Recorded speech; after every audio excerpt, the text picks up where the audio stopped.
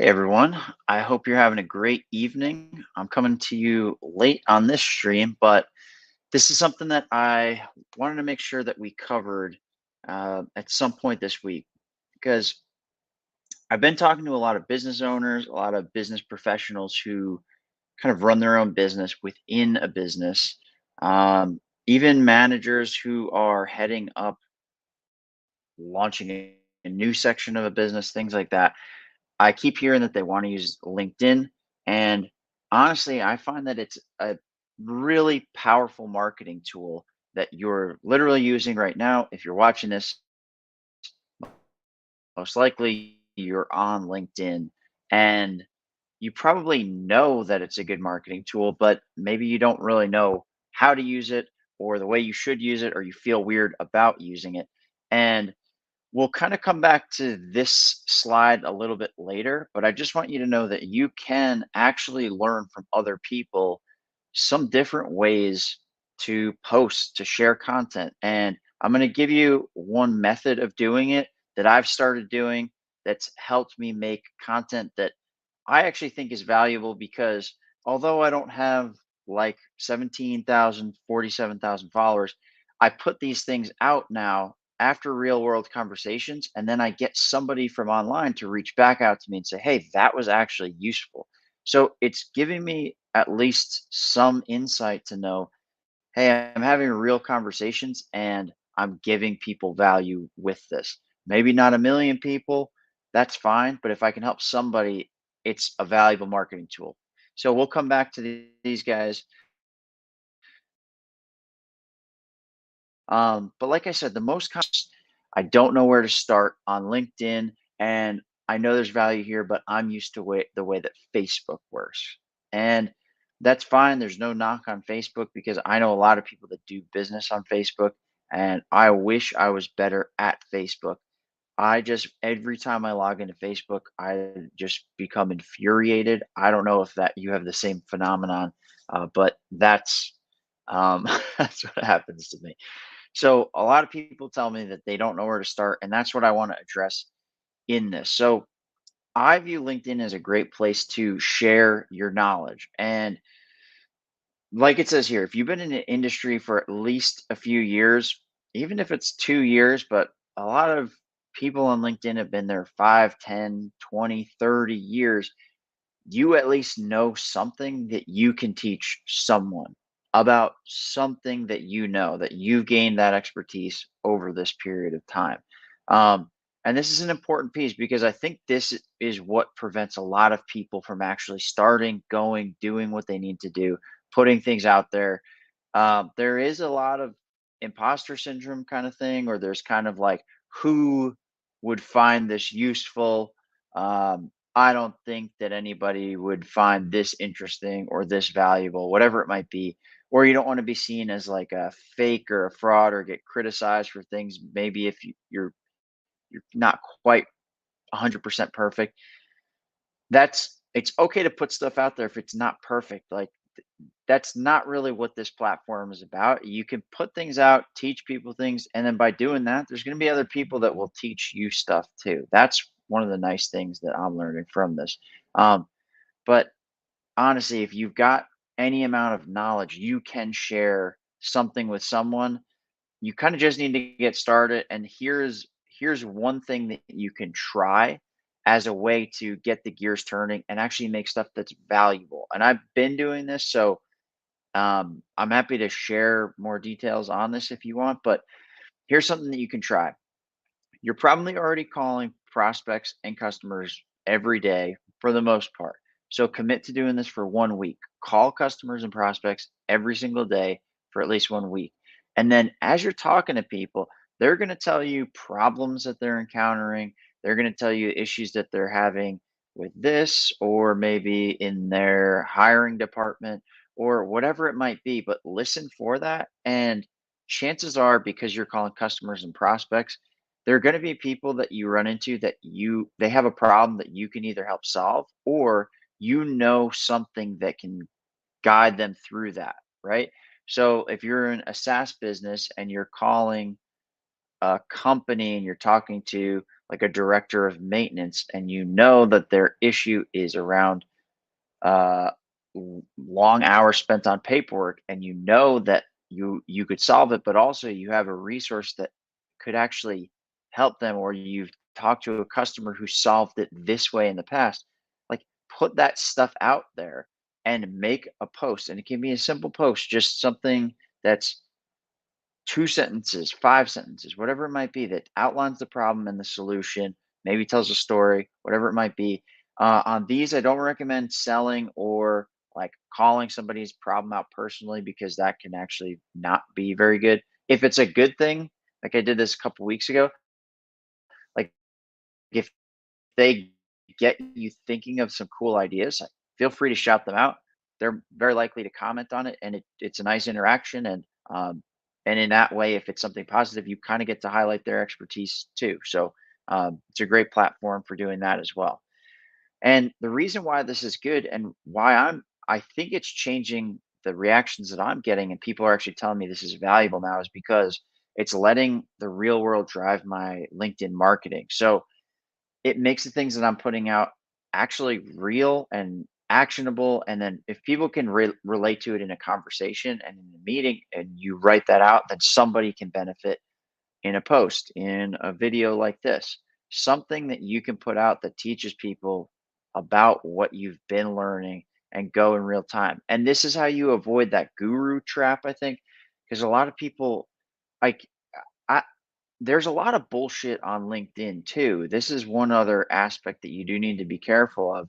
And if you go this like, oh, I'm a guru, and then like there's pictures of you like on a mountain with your arms out and stuff, a lot of the real people are gonna figure that out pretty quickly, and they're not very friendly to those people, and it doesn't really work out super well for them, as far as I can tell.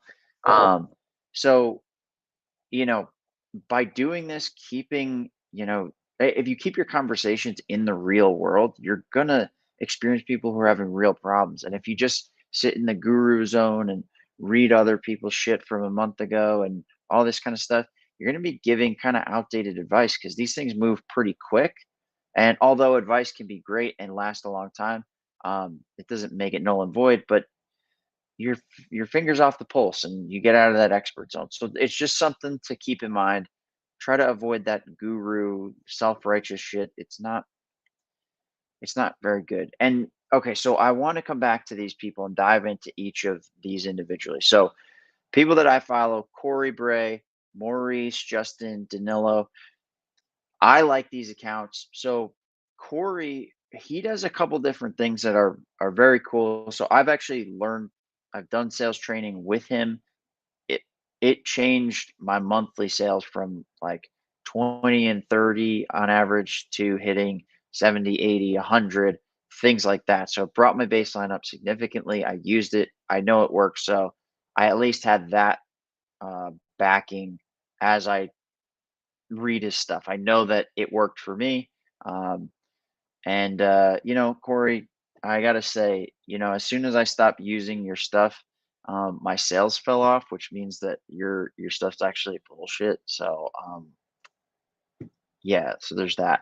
No, but like, so Corey goes in, and on a consistent basis, he's done things where he started up a new business. He wrote about it each day, the challenges that you face, the solutions, what you can expect, everything like that. He's putting it all out there, and it's in real time a lot of times, even if it's a few hours later. But you get to kind of experience it and see what it's like to go through that. And as somebody who myself is building a business, it teaches me a lot, and it's very useful. Go check those things out if you want sales tips, if you want tips about coaching sales teams. It's good to follow, and you'll see some of his comments are fucking hilarious.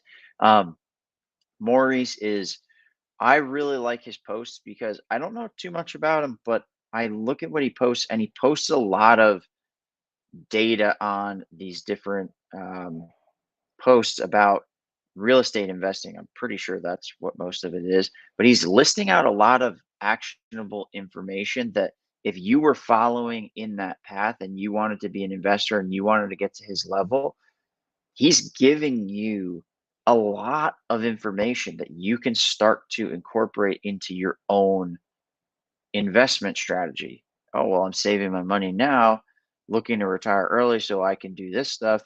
What should I do? What pitfalls am I going to see? Well, I might give up now. Well, look where I was at in 2014 versus where I'm at now. He gives you these breadcrumbs that you can follow. It's very cool to see. Um, and you'll see a common thread between these people. Justin, he goes in deep on the ad campaigns that they've run, how he sees LinkedIn working, how he sees that versus Google ads. And there isn't this when you find gurus, you see this like bias towards something, and there isn't a bias. He's just like very matter of fact. Here's all the details. We put this YouTube channel together. We did all these things. I'm not quite there to learn this stuff yet. And once I'm ready to do that, this is the person I'm going to. It's just actionable. And then Danilo, I know Danilo from college, and just watching how he's grown his career in sales, the cool shit that he's doing, um, it's very cool to watch because in addition to that, he lays out what he's learning on a consistent basis, real world scenarios, things that he's teaching other salespeople, questions that other salespeople ask him, and like the things that people challenge him on. And he incorporates all of that stuff. So all four of these, the common thread is that they're sharing valuable insights from real world situations. So you can kind of plug into that, and whatever value you want to get from that, you can choose to take it or not take it, take some advice, not take others, but they're putting it out there, and their businesses and their careers are huge. So a lot of people go like, why would I share this stuff? I don't want to give away my secrets. Well, are you? And if you do, look at what they're doing. Like, is it hurting them? No, it's launching them. And this is great marketing. So kudos, guys, to what you're doing. But if you're new to this and you're looking for ideas on like, how should I kind of approach this? These are some examples of people that you can follow. Very long winded, but get started. Let me know how it goes. Dive into it. If you have any questions, if you want to kind of walk through this, leave a comment, send me a message, whatever it might be. I'm happy to help with this stuff. But yeah, I appreciate you guys' time. Um, yeah, get started, man. The amount of stuff that has come up from just posting things on LinkedIn, on Instagram, doing all these different things. It's really been huge. I'm literally building a media platform for myself, for my company.